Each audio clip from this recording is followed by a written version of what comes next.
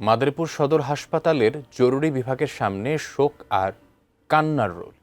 সড়ক দুর্ঘটনায় নিহত ইজি বাইক চালক সাগর ব্যাপারের স্ত্রী ও স্বজনদের আহাজারিতে ভারী হয়ে উঠেছে পরিবেশ। অনিয়ন্ত্রিত গতিতে চলা যাত্রীবাহী বাসকে মৃত্যুর জন্য দায়ী করে বিচার দাবি করছেন তারা।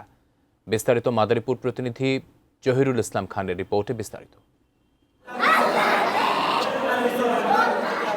আমি 1 লাখ টাকা সুদের টাকা আনকে, আমি 1 লাখ টাকা সুদের টাকা আমার পোলাটার বিয়ে করাইছি। আমি কত কষ্ট করে আমার পোলাটার বিয়ে করাইছি।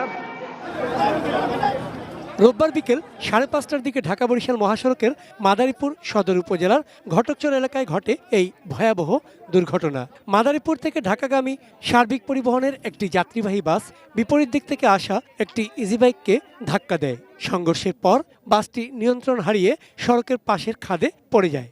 এ ঘটনায় ইজি বাইকের চালকসহ মোট 7 জন নিহত হন। নিহতদের মধ্যে 5 জন নারী।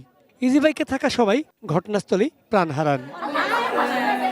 নিহতদের 3 জনের পরিচয় পাওয়া গেছে। তারা হলেন গোপালগঞ্জের কোটালীপাড়ার জয়ন্ত বিশ্বাসের স্ত্রী কামনা বিশ্বাস। কোয়ালিটি সম্পন্ন আন্তর্জাতিক মানের still bar CSRM, committed for better still. Madaripur সদর উপজেলার কুনিয়া ইউনিয়নের দক্ষিণপাড়া গ্রামের জসিম ব্যাপারীর ছেলে সাগর ব্যাপারী এবং সার্বিক পরিবহনের সুপারভাইজার মাদারীপুর শহরের কলেজ রোড এলাকার পান্নু মুন্সি। অটো ছিল ঠিক পথেই, কিন্তু গাড়িটা রং পথে ঢুকিয়ে দিয়েছে। জানলা দিয়ে দরজা দিয়ে বাসের লোক সবাই বেরিয়ে যেতে পেরেছে, কিন্তু অটোকে সরাসরি আঘাত করা হয়েছে অতিরিক্ত স্পিডে, যার কারণে অটোর মধ্যে যারা ছিল প্রায় সবাই মারা গিয়েছে।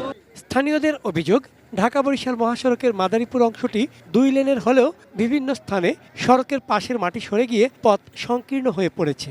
বিকল্প সড়ক না থাকায় জেলার বিভিন্ন উপজেলার মানুষ বাধ্য হয়েই এই ঝুঁকিপূর্ণ সড়ক ব্যবহার করছেন। ফলে প্রায়ই ঘটছে প্রাণহানি দুর্ঘটনা।